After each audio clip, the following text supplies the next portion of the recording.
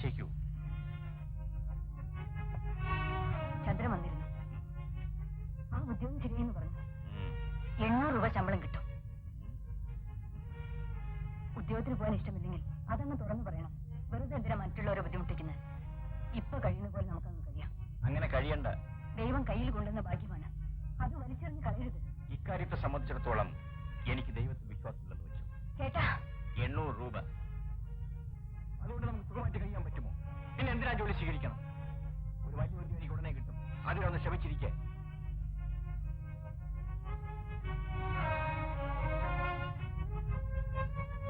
കാപ്പി കുടിച്ചില്ല? വേണ്ട.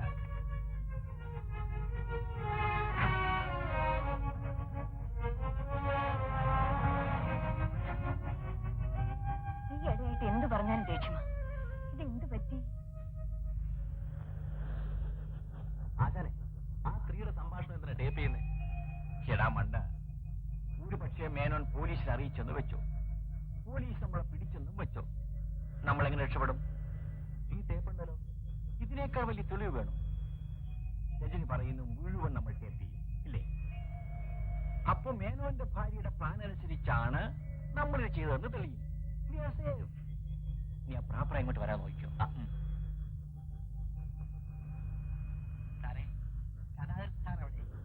വാതിലടച്ചിരുന്ന് എഴുതുവാ.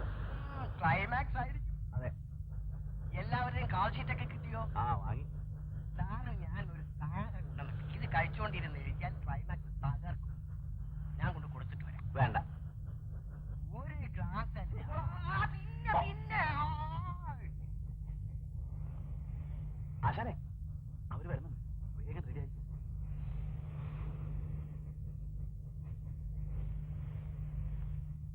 വരണം. ഇങ്ങോട്ടിരിക്കട്ടെ, ഇങ്ങോട്ട്. മകൾ വന്നില്ലല്ലോ? ഇല്ല. വളരെ ഉപകാരം. എന്താണ് ഞങ്ങൾ ചെയ്യേണ്ടതെന്ന് ഒന്നുകൂടി തെളിച്ചു പറയണം. ബീനെ തട്ടിക്കൊണ്ടുപോയെന്നും 10 ലക്ഷം രൂപ തന്നാൽ മകളെ ജീവനോടെ തരാമെന്നും നിങ്ങൾ എന്റെ ഹസ്ബൻഡിന് ഫോൺ ചെയ്യണം. പക്ഷെ ആരെയും തട്ടിക്കൊണ്ടു പോകുന്നില്ലല്ലോ. ഇവരെ നാടകമെന്നല്ലേ പറഞ്ഞത്? അതെ, ഈ നാടകത്തിന് നിങ്ങൾക്ക് 5 ലക്ഷം രൂപ പ്രതിഫലം തരുന്നു. എന്താ പോരെ? ഓ, ധാരാളം. നാടകമാണെങ്കിലും നിരപരാധികളായ ഞങ്ങൾ കുരുക്കിലാകരുതല്ലോ. അതുകൊണ്ട് എനിക്ക് ചില നിർദ്ദേശങ്ങളുണ്ട്. പറയൂ. ബീന അവളുടെ സ്നേഹിതരുടെ വീട്ടിൽ 4-5 ദിവസം കഴിയുമെന്നല്ലേ പറഞ്ഞത്? അത് പാടില്ല. അവൾ ഇവിടെ കഴിയണം. നോ, അതൊരിക്കലും സാധ്യമല്ല. അവൾക്ക് ഒരു ആപത്തും വരില്ലെന്ന് ഞാൻ വാക്ക് പറയുന്നു. പണം കിട്ടിയാൽ ഉടനെ നിങ്ങളുടെ പങ്ക് നിങ്ങൾക്ക് തരും. ബീനയെ നിങ്ങളുടെ പങ്ക് അവലെത്തിക്കുകയും ചെയ്യും. വിശ്വാസമുണ്ടെങ്കിൽ ചെയ്താൽ മതി. ശരി. ഇനി ബീനയോട് ചില കാര്യങ്ങൾ പറയാനുണ്ട്. അത് നാളെ അവളോട് വന്നിട്ട് പറയാം. ശരി, നാളെ നിങ്ങൾ നേരത്തെ വരും. Good night.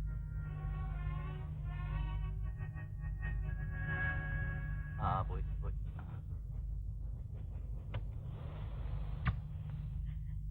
ഇനി നമുക്ക് പേടിക്കാതെ എന്ത് വേണമെങ്കിലും ചെയ്യാം. ആശാനെ, നാളെ ഞാനില്ല. എനിക്ക് ആ പെണ്ണിനെ കാണാൻ വയ്യ. ആണും പെണ്ണുമില്ലാത്ത ഒരുതരം വേഷവും പടക്കുതിര പോലെ ചാടി ഒരുതരം നടപ്പും. എടാ ബുദ്ധൂസേ, കാര്യം നടക്കുന്നവരെ നീ ഒന്ന് അടങ്ങി നിൽക്ക്.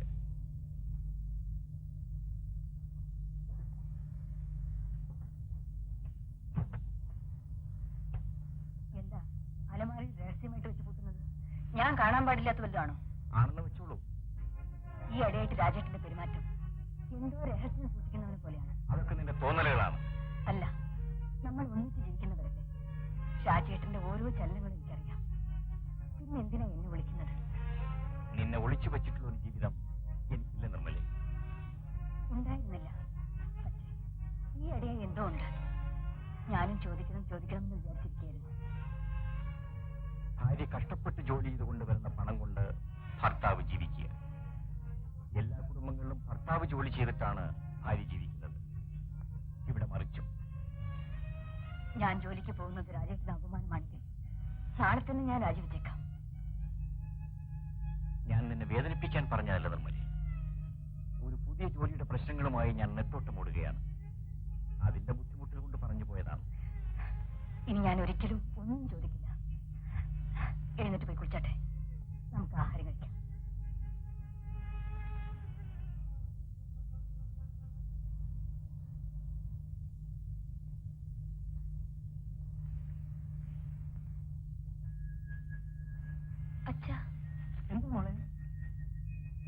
കൂട്ടുകാരി രാധികയുടെ വീട് വരെ പോവാണ്.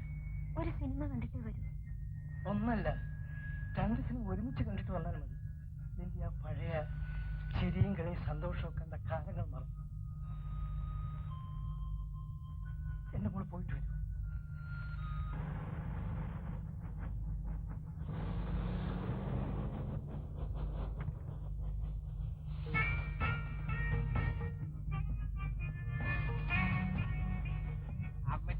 മകളുടെ പേരെന്തുവാ? അറിഞ്ഞിട്ട് എന്ത് വേണം? അല്ല, ആദ്യമായിട്ട് സിനിമയിൽ അഭിനയിക്കാൻ പോവുകയല്ലേ, പേര് മാറ്റണമെങ്കിൽ എന്റെ കയ്യിൽ ധാരാളം പേര് ഓർമ്മ. സിനിമയിൽ അഭിനയിക്കാനോ? ഓ, ഞാൻ അറിഞ്ഞില്ലേ. പക്ഷെ ടെസ്റ്റ് കഴിയുന്നവരെ ഞാൻ ആരോടും പറയില്ല. കുഞ്ഞിന് ഫ്രീ ആയിട്ട് ഞാനൊരു പേര് പറഞ്ഞുതരാം. സരോരുഗം. എങ്ങനെ? തായിൽ തുടങ്ങി ഗമ്മിൽ അവസാനിക്കുന്ന പേരിട്ട പടം ഹിറ്റായി. അല്ല, ഞാൻ ഇവരൊന്ന് ഇന്റർവ്യൂ ചെയ്യായിരുന്നു. തന്റെ ഒരു ഇന്റർവ്യൂ മേലാൽ ഇവിടെ വരുന്നവരെ ശല്യപ്പെടുത്തിയാൽ തന്നെ കയ്യും കളയാൻ തല്ലോടി.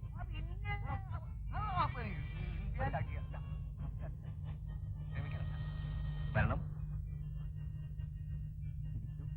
ഇരിക്കൂ. പിന്നെ ഞാൻ ഫോൺ ചെയ്തിരുന്ന പോലെ കൂട്ടുകാരിയുടെ കൂടെ മാറ്റിനിക്ക് പോകുന്നെന്ന് അച്ഛനോട് പറഞ്ഞിട്ടല്ലേ ഇങ്ങനെ വന്നിരിക്കുന്നത്? അതെ. Very good. സിനിമയുടെ സമയം കഴിഞ്ഞിട്ടും മകൾ വരാതിരിക്കുമ്പോ മേനോൻ ബീനയുടെ കൂട്ടുകാരിക്ക് ഫോൺ ചെയ്യും. ബീന അവിടെ ചെന്നിട്ടില്ലെന്ന് അറിയും. അതുകൊണ്ട് എന്താ പ്രയോജനം? വളരെയുണ്ട്. മകൾ എവിടെ പോയിരിക്കും എന്നൊരു സംശയം മേനോൻ ഉണ്ടാകും. സമയം വൈകുമ്പോ അത് വേവലാതിയാകും, ടെൻഷനാകും. അപ്പോഴായിരിക്കും ഞാൻ മേനോ ടെലിഫോൺ ചെയ്യുക. എങ്ങനെ? Wonderful idea. എന്നാൽ ഇനി പ്ലാൻ അനുസരിച്ച് നമുക്ക് പ്രവർത്തനം ആരംഭിക്കാം. ഭഗവാനെ, ഇപ്പോഴെങ്കിലും ഒരു തീരുമാനത്തിലെത്തിയല്ലോ. ഇനി മിസ്സിസ് മേനോൻ വീട്ടിലേക്ക് പോയിക്കുള്ളൂ. ബീന, അവളുടെ കാര്യം ഞങ്ങൾ ഏറ്റു എന്ന് പറഞ്ഞില്ലേ? ധൈര്യമായി പോകൂ. ബീന, കുഞ്ഞമ്മ പോയിക്കോളൂ. ഞാൻ ഇവിടെ ഇരുന്നോളാം. ഓക്കെ. ബാബു, വരൂ. എന്താ സാർ? ബീനയെ തൽക്കാലം നിന്നെ ഏൽപ്പിച്ച് ഞാൻ പോവുകയാണ്. എന്നെയോ? എങ്ങനെ കാവൽ നിൽക്കാൻ എന്നെ കൊണ്ട് വയ്യ എന്ന് പറഞ്ഞാൽ കാര്യം നടക്കുമോ? ബീനയുടെ അച്ഛനെ രാത്രി ഫോൺ ചെയ്യണ്ടേ? ഒന്നാശാനെ, എനിക്കിത് വലിയ പ്രയാസമുള്ള കാര്യമാണ്. പ്രയാസമുള്ള ജോലിയാണ് നമ്മൾ ഏറ്റെടുത്തിരിക്കുന്നത്. മാത്രമല്ല, എനിക്ക് വീട്ടിൽ പോകണ്ടേ?